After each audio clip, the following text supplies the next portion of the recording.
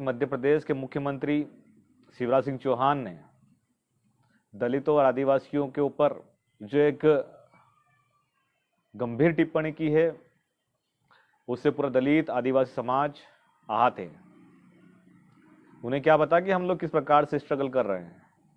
अरे उन्हें क्या पता कि हमारे समाज का एक युवा अपनी दिहाड़ी मजदूरी छोड़कर समाज के साथ हुए अन्याय को दूर करने के लिए न्याय की मांग को लेकर जाता है, लेकिन उस एसी में और हेलीकॉप्टर में घूमने वाले व्यक्ति को नहीं पता है।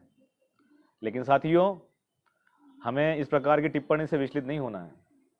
अखबार है तो पहले अखबार कुछ और थे और अब के अखबार कुछ और हैं। पहले के जो अखबार थे वो एक्चुअल में खबर छपती थी, लेकिन यहाँ तो खबर नहीं छापने के पैसे दिए जाते हैं। आपने देखा होगा कि आपको बहुत सारे आपने प्रोटेस्ट किए होंगे, लेकिन उन प्रोटेस्टों की खबर ये जो डिजिटल मीडिया है, प्रिंट मीडिया है, ये प्रमुखता से नहीं छापता। अरे आपने ये भी देखा होगा कि जब हम लोग कुछ अच्छा काम करते हैं तो उसको मीडिया नहीं दिखाती, क्योंकि उन्हें पता है कि अगर दलित और आदिवासी पिछड़ों के अगर अच्छे कामों को अगर हम लोग मीडिया में जगह दे देंगे तो हो सकता है कि इनके लोग जागरूक हो जाएं। लेकिन इस प्रकार से मुख्यमंत्री शिवराज सिंह चौहान ने टिप्पणी की है, मैं आपको उसको पढ़ के सुनाऊंगा और आप लोग खुद तय कीजिएगा कि आखिर क्या है। वो टिप्पणी देना वाजिब था, क्योंकि हम लोगों ने जो हमारा निशाना है वो एकदम सही जगह लगा हुआ है। आप नेमावर देख सकते हैं, मुख्यमंत्री की गृह विधानसभा बुधनी से मात्र चंद मिनटों की दूरी पर था, लेकिन मुख्यमंत्री आज तक नहीं पहुंचे। आप देख सकते हैं नीमच में मुख्यमंत्री का कोई स्टेटमेंट नहीं आया। स्टेटमेंट कब आया? जब हम लोगों ने बड़ा प्रोटेस्ट कर दिया। आप देख सकते हैं छतरपुर, आप देख सकते हैं सिवनी में कल एक छोटी बहन के साथ में, नाबालिग बहन के साथ में क्रूरता होती है। अरे आप देख सकते हैं पूरे मध्य प्रदेश के अंदर सबसे ज़्यादा आदिवासियों के ऊपर पूरे देश के अंदर सबसे ज़्यादा एट्रोसिटी और होती है तो वो मध्य प्रदेश है, जबकि सबसे ज़्यादा ट्राइबल यहीं पर मध्य प्रदेश के अंदर है।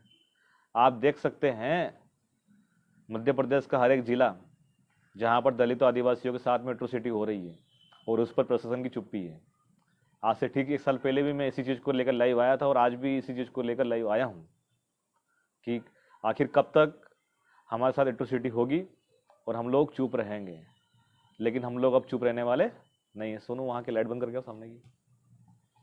साथियों, ये जो मैं मुख्यमंत्री ने जो टिप्पणी की है, मैं इसको आपको सामने पढ़ के सुनाऊंगा कि मुख्यमंत्री ने किस प्रकार की कल भोपाल के अंदर टिप्पणी की है, जिसको लेकर बड़बा चंद्रशेखर आजाद जी ने भी ट्वीट किया है, हमने भी ट्वीट किया है। पूरे प्रदेश के लोगों में काफ़ी हाहाकार मचा हुआ है। मतलब कुल मिलाकर बात यह है, शिवराज सिंह चौहान का यह कहना है कि दलित और आदिवासियों को जो एकजुट करने का जो काम कर रहे हैं, जो उनके हक अधिकारों के लिए हम लोग लड़ाई लड़ रहे हैं, जिस प्रकार से हम लोग गांव-गांव जाकर, शहर जाकर, जहां पर एट्रोसिटी होती वहां पर जाकर हम लोग अन्याय अत्याचार के विरुद्ध लड़ रहे हैं, तो ये भाजपा और आरएसएस को रास नहीं आ रहा है। और रास क्यों ना आएगा? उन्हें पता है कि भीम आर्मी और जयस ने जिस प्रकार से आने वाले पिछले गए जो 2-3 साल है, इन सालों के अंदर जिस प्रकार से काम किया है, समाज में अपने आप को स्थापित किया और समाज को बताया है कि आपका दोस्त कौन है और दुश्मन कौन है। तो जिस प्रकार की जो लड़ाई है हम लोग लड़ते रहेंगे। और शिवराज सिंह चौहान जी, अगर आपको ये लगता है कि हमारे अकाउंट में फॉरेन से फंडिंग आती है तो हमारा अकाउंट का आपके पास तो सारी व्यवस्था है, आप लोग कर सकते हैं। आप हम पे ईडी की रेड डलवाइए, सीबीआई की रेड डलवाइए और हमारे अकाउंट को चेक करवाइए कि हमारे अकाउंट में कहाँ से कितना पैसा। हम तो यहाँ तक कहते हैं कि हमारे भीम आर्मी के संस्थापक एडवोकेट चंद्रशेखर आजाद जी के बारे में भी ये कहा था कि इन्हें तो फॉरेन से फंडिंग आती है, लेकिन जब जांच की गई तो दूध का दूध पानी का पानी हो गया। तो हमारे ऊपर आरोप तो लगते रहे, आप लोग लगाते रहेंगे, लेकिन हम लोग उन आरोपों से डरने वाले नहीं हैं, क्योंकि आरोप लगाना आसान है, और लड़ाई लड़ना मुश्किल है। तो ये लड़ाई हम लोग मरते दम तक लड़ते रहेंगे,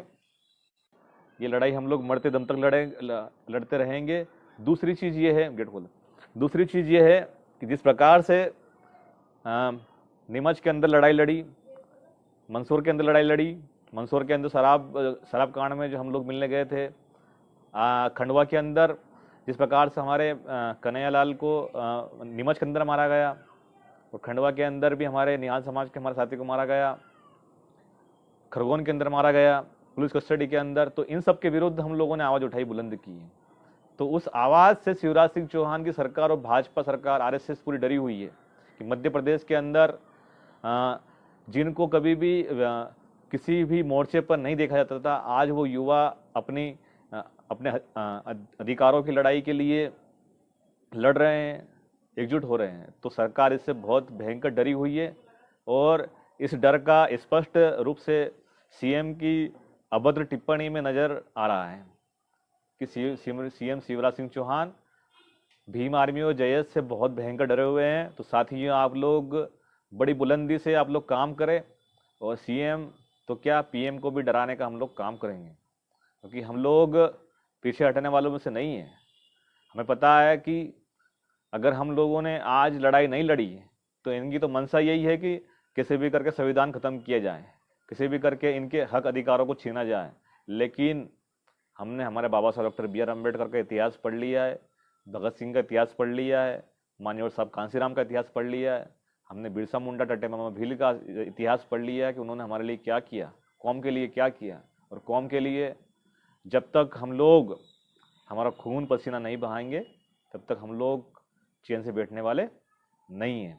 तो साथियों, आप सभी भीम आर्मी जयस और ओबीसी महासभा जो मध्य प्रदेश के अंदर काम कर रही है, जहाँ पर भी आपको लग रहा है कि आप लोग अपने आप को अच्छे से स्थापित कर सकते हैं, उस संगठन में आप लोग जुड़ें।